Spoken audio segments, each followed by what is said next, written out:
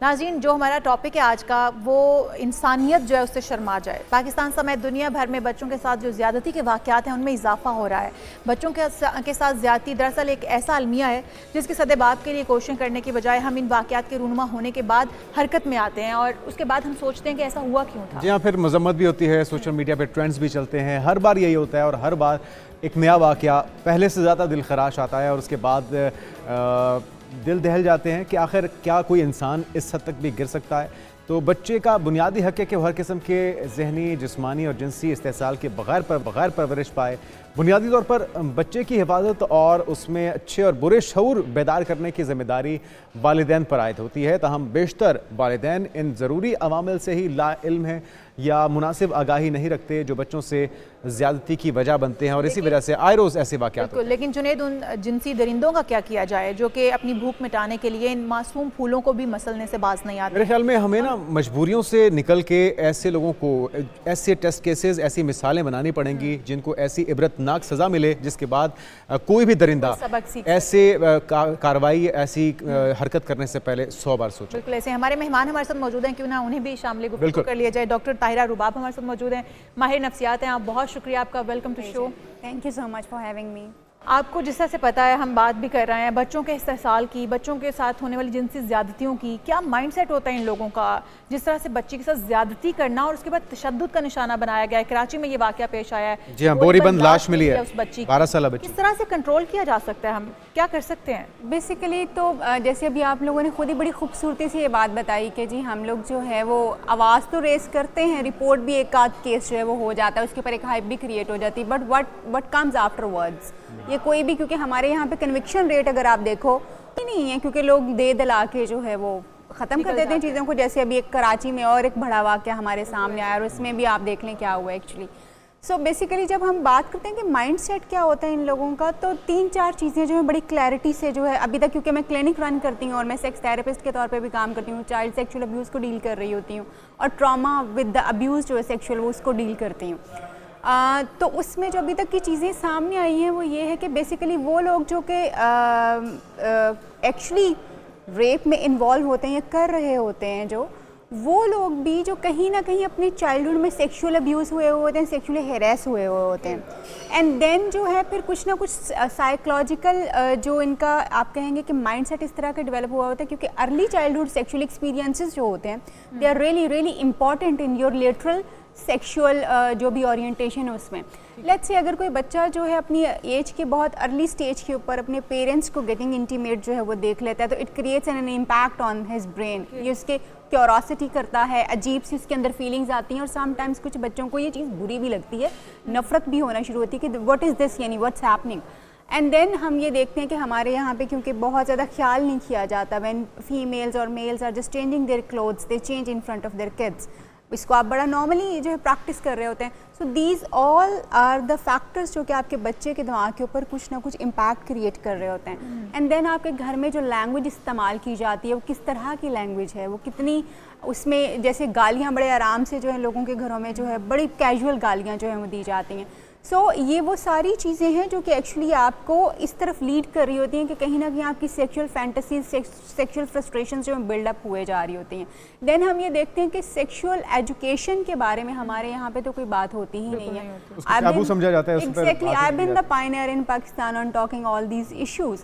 और जो मैंने जितना ज़्यादा बैकक्लैश और सारा कुछ and even life threats face किए हैं कि आप सोच भी नहीं सकते वो सारी चीज़ें, कि यहाँ पे बात करना ही इतना ज़्यादा मुश्किल है कि लोग बेचारे अपनी ज़िंदगियाँ चले जाते हैं उनकी। सो जब तक आप किसी चीज़ के बारे में बात नहीं करते, आप कहते रहें कि जी हमारा इशू नहीं है, ये हमारा इशू है, हमें सेक्स एजुकेशन तो एक तरफ रह गई। एक चीज़ हम देखते हैं बहुत ज़्यादा लोगों के अंदर जो है वो फ्रस्ट्रेशन भरी हुई है, हड्डियां टूट जाती हैं। जिस तरह हमने भारत का भी एक केस जो हमारे सामने आया, एक डॉक्टर लड़की के साथ एक इस तरह से ज्यादती का निशाना भी बनाया गया और तशद्दुद भी किया गया। जो जिस बच्चे की बोरीबंद लाश मिली है उसके ऊपर भी बाकायदा तशद्दुद भी किया गया है। This is the extreme of वो जो हम टॉक्सिसिटी अपने माशरे में डेवलप कर रहे हैं ना। आप देखें, aggression and sexual rapes are very common in subcontinent और इस रीजन में, पूरी दुनिया में होते हैं, मगर कुछ जगह ऐसी हैं, कुछ कंट्रीज ऐसे हैं जहाँ पे इनके तदारुक के लिए भी कुछ नहीं किया जाता basically, and Pakistan and Bharat are one of them.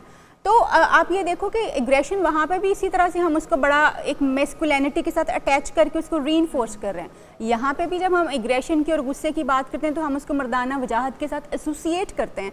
जब आप अपने दो ट्रेड्स को, जिसमें आपका जो वायलेंस है उसको आप बहुत ज़्यादा एलोर करते हैं, बहुत ज़्यादा रीइंफोर्स करते हैं, तो वो आप देखेंगे जब जब आपको मौका मिलेगा आप वर्बल अब्यूज़ भी करेंगे, आप फिजिकल अब्यूज़ भी करेंगे। एंड जब इस तरह के लोग जो होते हैं, सजाओं का ना मिलना कितनी बड़ी वजह है? क्योंकि बहुत बड़ी वजह है, ये बहुत बड़ी वजह है। बिकॉज देखें, सज़ा और जज़ा का कॉन्सेप्ट जो है ये तो आपको है ना हर जगह पे, और ज़रूरी नहीं है कि आप जो है बिल्कुल इस तरह से हैंग ही कर दें, मगर एटलीस्ट कोई आप किसी एक नतीजे तक तो पहुँचें कि ये सज़ा मिलनी ही मिलनी है। जब तक आप एग्जाम्पल्स नहीं सेट करते, लोगों को ये लगता है कि यहाँ पे क्या हो सकता है मैक्सिमम।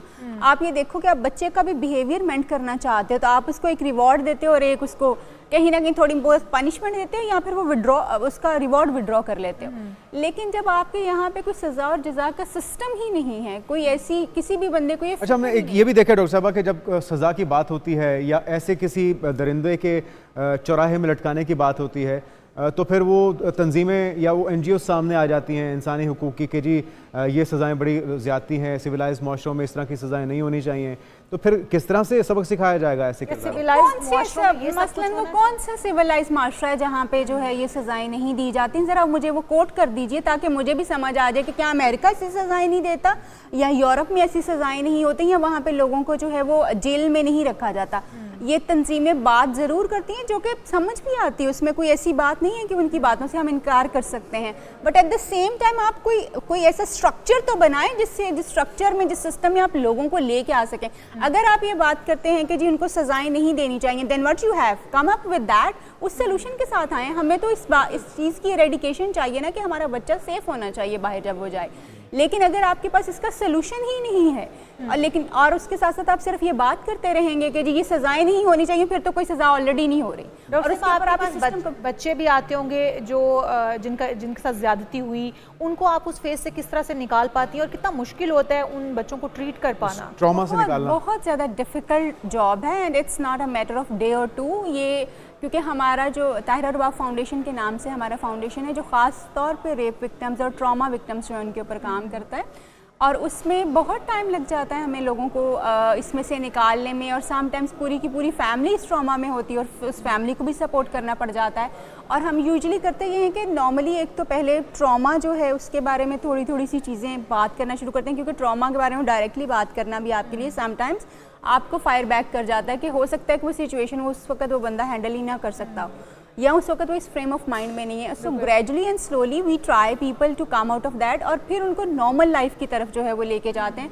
बहुत सारे ऐसे केसेस जो हैं, क्योंकि मैं मैरिटल काउंसलिंग भी करती हूँ, मैरिटल रिलेशनशिप्स जो उनको भी डील करती हूँ, इतने सारे केसेस मैंने इस तरह के देखे हैं। बच्चे जो कि अपने अर्ली चाइल्डहुड में सेक्शुअल अब्यूज़ हुए थे, व्हेन दे गॉट मैरिड उनकी हालत इतनी ख़राब है कि आप सोच नहीं सकते कि मिसट्रस्ट इतना ज़्यादा है अपने स्पाउस के साथ, अपना रिलेशनशिप जो इंटीमेट रिलेशनशिप है वो नहीं बन पा रहा उनसे, अपने बच्चों के साथ उनका रिलेशनशिप जो ओवरली प्रोटेक्टिव वाला जो है वो हो गया हुआ है। सो बहुत सारे ऐसे इसके इफेक्ट्स, कई साल भी लग सकते हैं कि इस तरह के केसेस को बाहर नहीं आते करने में। डॉक्टर ताहिरा, अभी एक रिसेंटली केस जो मैं आपसे कोट करूँगी कि a female came to me और she could not consummate her marriage just because of this कि वो अपने चाइल्डहुड में कहीं पे सेक्शुअली अब्यूज़ हुई थी और शादी को 5 साल हो चुके हैं। सब आपका बहुत शुक्रिया, ताहिरा रुबाब हमारे साथ मौजूद थी, और ये टॉपिक ऐसा है जिस पे बहुत सी बात की जानी चाहिए और हो भी सकती है, लेकिन इंशाल्लाह हम डॉक्टर साहब आपको दोबारा से मौका देंगे आप आके हमारे साथ बात करें।